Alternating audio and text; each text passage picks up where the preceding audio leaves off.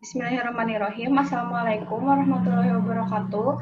Perkenalkan, nama saya Rahma Almadea. Di sini saya sebagai moderator dan juga pemateri dari kelompok 2. Hari ini kelompok 2 akan mempresentasikan tentang media audio, teks, visual, dan juga audiovisual.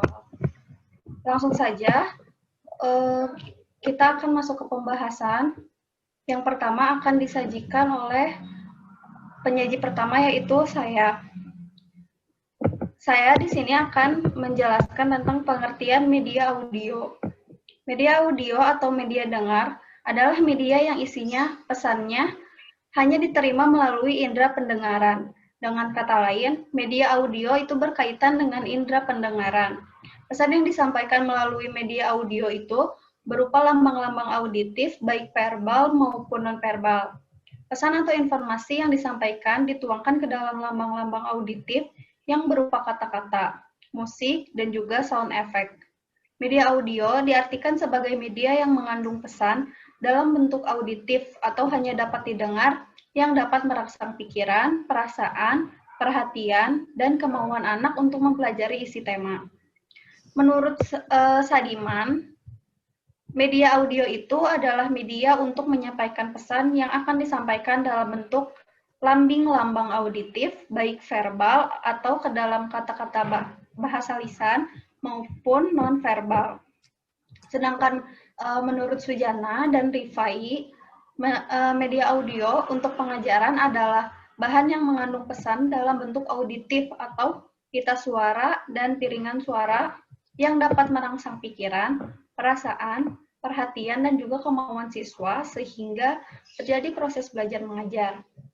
Media audio mempunyai sifat yang khas, yaitu hanya mengandalkan suara atau indera pendengaran, personal, cenderung satu arah, dan mampu menggugah imajinasi.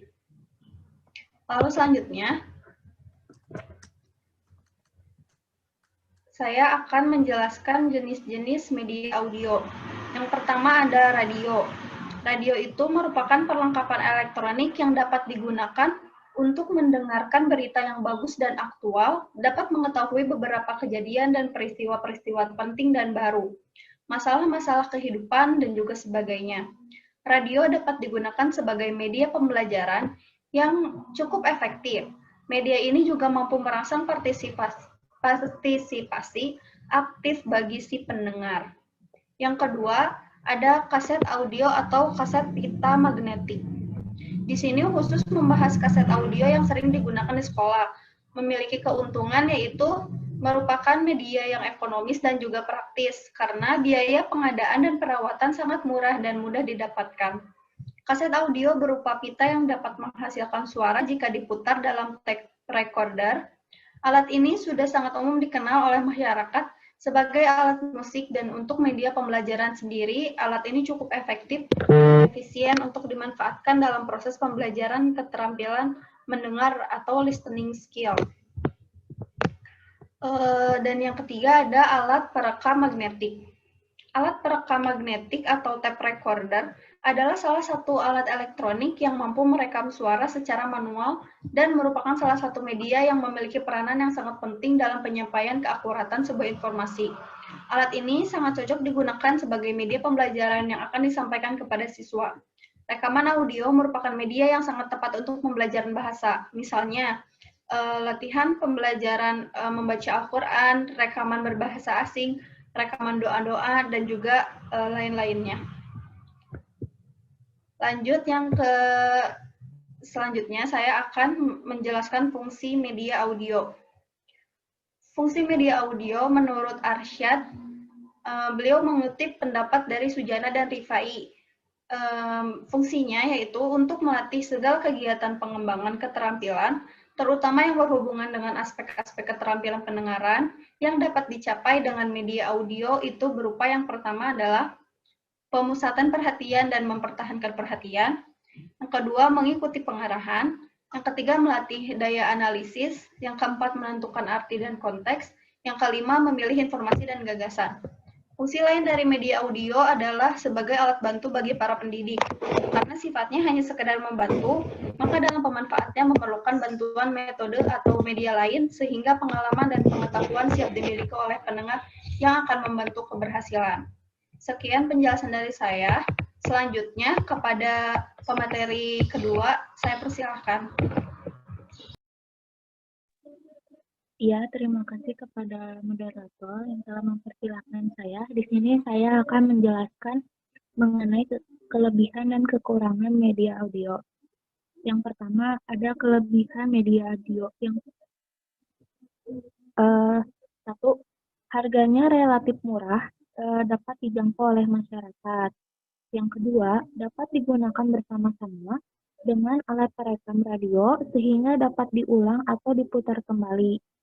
Yang ketiga, sifatnya mudah dipindahkan atau fleksibel.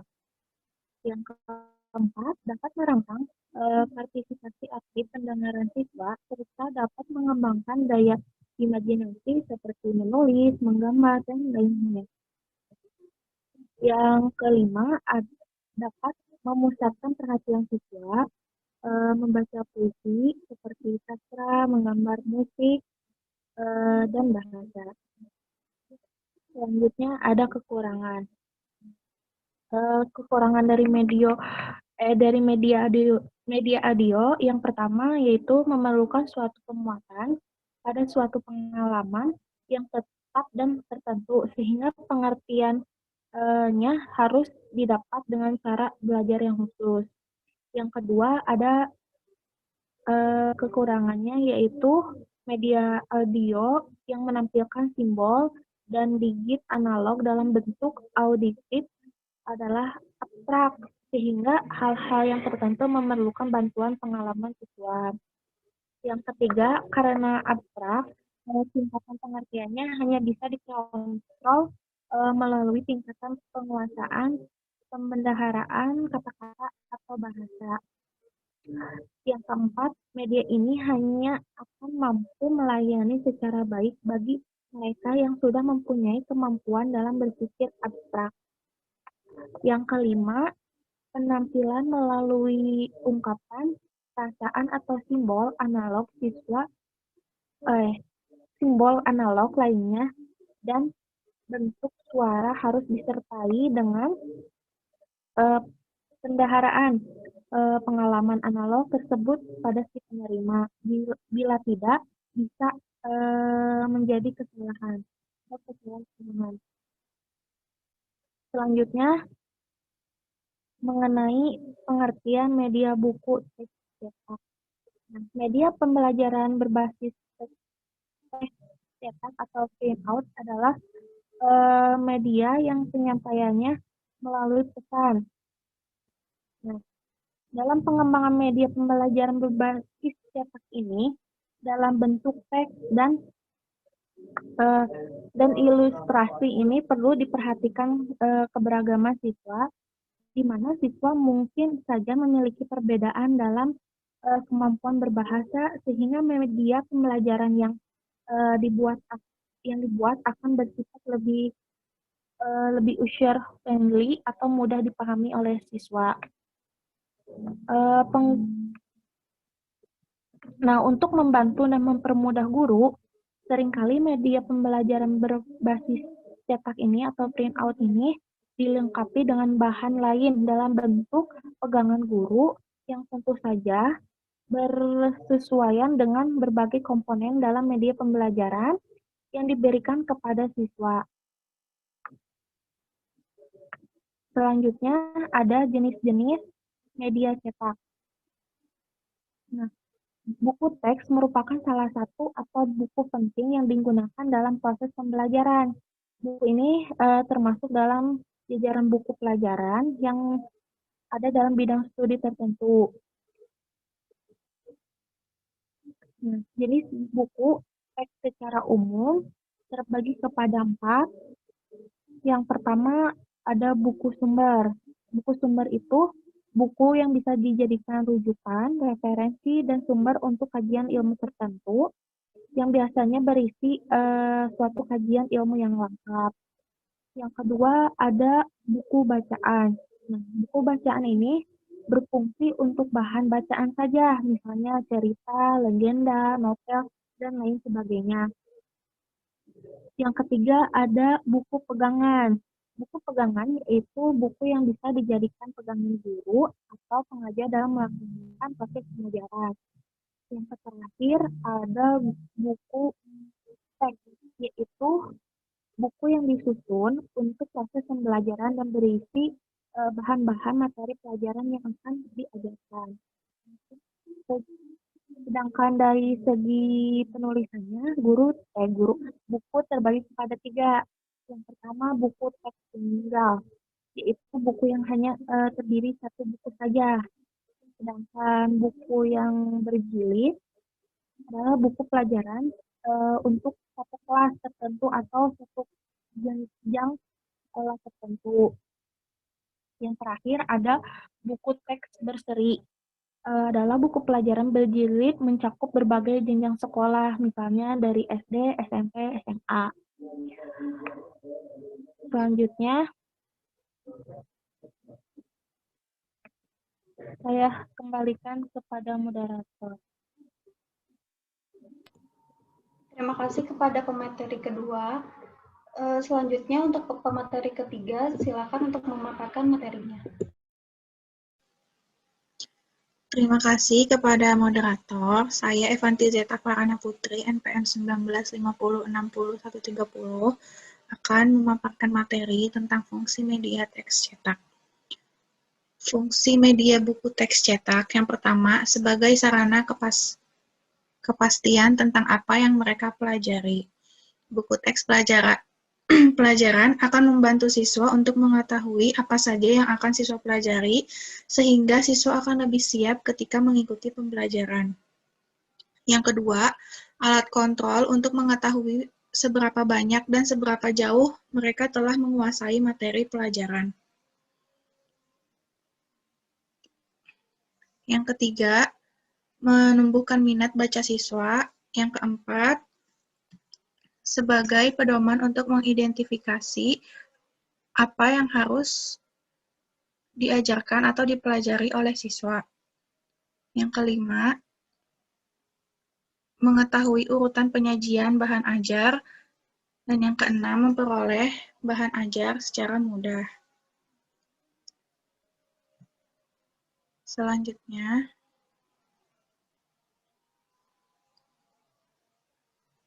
kelebihan dan kekurangan media teks.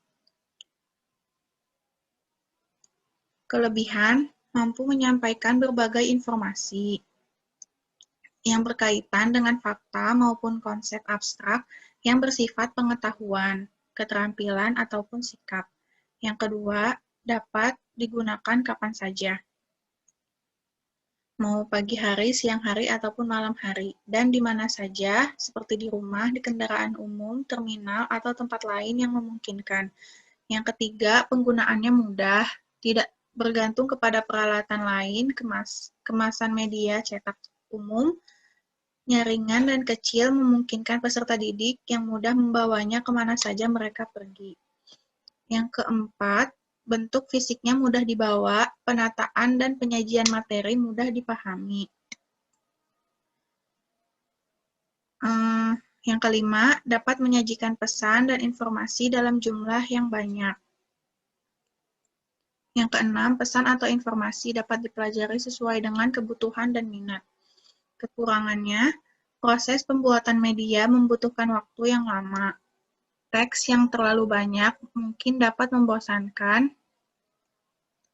dan mematikan minat pembelajar untuk membacanya.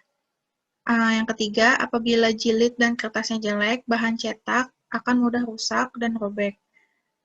Yang keempat, mencetak gambar atau foto membutuhkan biaya lebih mahal, tidak bisa menampilkan gerak di halaman teks cetak. Yang keenam, tanpa perawatan yang baik, media akan cepat rusak. Selanjutnya, pengertian media visual. Media visual artinya semua alat peraga yang digunakan dalam proses belajar yang dinikmati lawan panca indera mata. Media visual atau image atau perumpamaan memegang peran yang sangat penting dalam proses belajar. Media visual dapat memperlancar pemahaman dan memperkuat ingatan.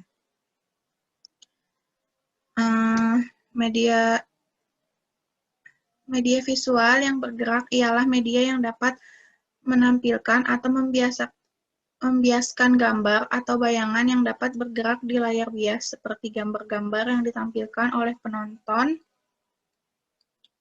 oleh motion picture film, dan loop film.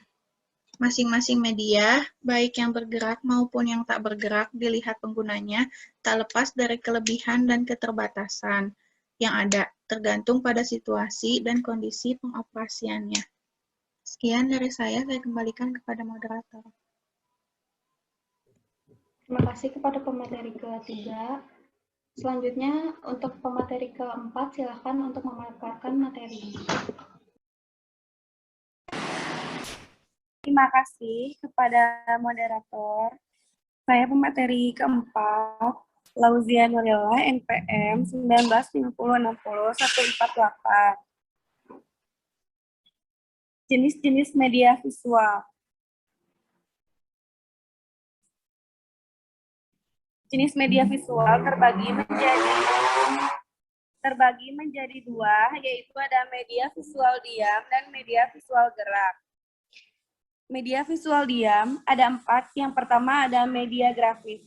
Media grafis adalah media visual yang menyajikan fakta, ide, atau gagasan melalui penyajian kata-kata, kalimat, atau angka-angka, dan simbol gambar.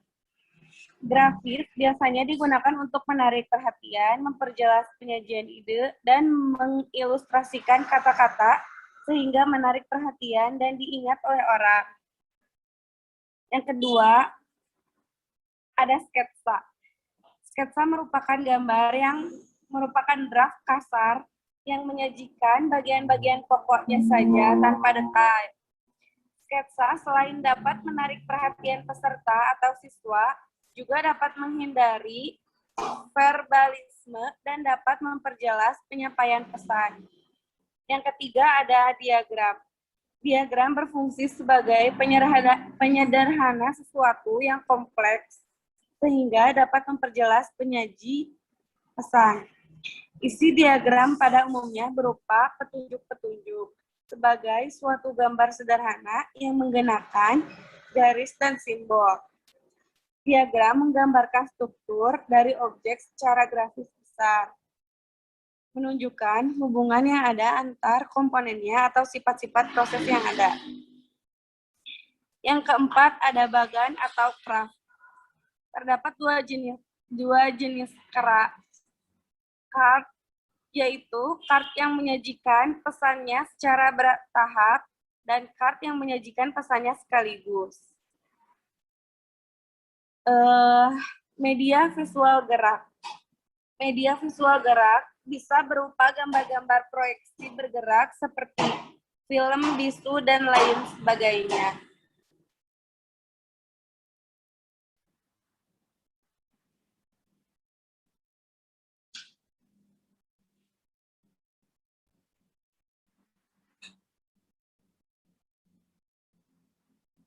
Lalu, di sini ada fungsi dan manfaat media visual.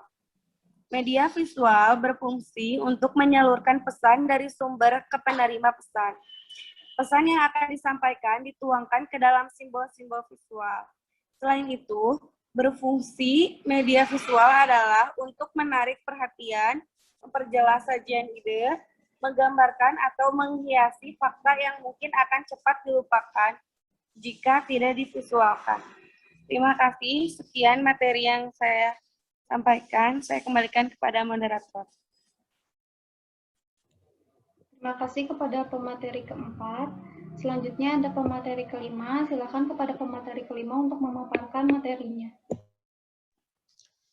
Terima kasih kepada moderator. Di sini saya akan menjelaskan tentang kelebihan dan kekurangan media visual.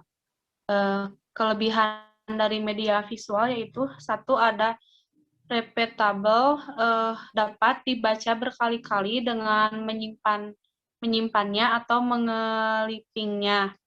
Yang kedua ada analisa lebih tajam, dapat membuat orang benar-benar mengerti isi berita dengan analisa yang lebih mendalam dan dapat membuat orang berpikir lebih spesifik tentang isi tulisan.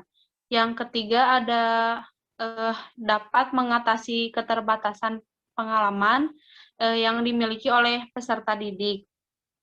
Yang keempat, media visual memungkinkan adanya interaksi antar peserta didik dengan lingkungan sekitarnya.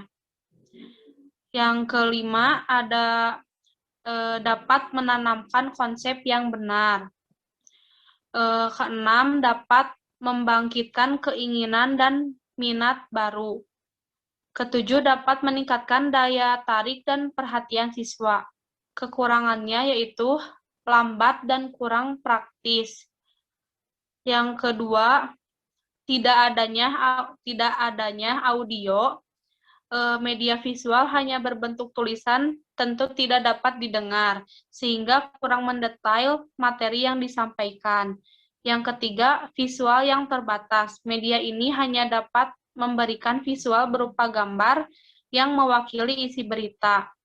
Keempat, biaya produksi cukup mahal karena media cetak harus menyetak dan mengirimkannya sebelum dapat dinikmati oleh masyarakat. Selanjutnya ada pengertian media audio visual.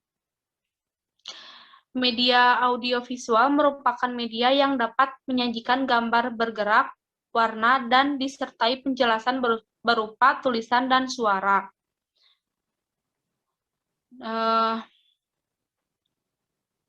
Penggunaan media audiovisual dalam proses pembelajaran merupakan salah satu perencanaan yang telah seorang guru siapkan untuk membuat proses pembelajaran lebih menarik dan dapat memotivasi siswa dalam belajar. Media audiovisual ini mengandalkan dua indera manusia sekaligus, yaitu pendengaran audio dan penglihatan visual. Alat bantu ini juga merupakan alat yang digunakan dalam situasi belajar untuk membantu kata serta tulisan dapat menularkan pengetahuan, ide serta sikap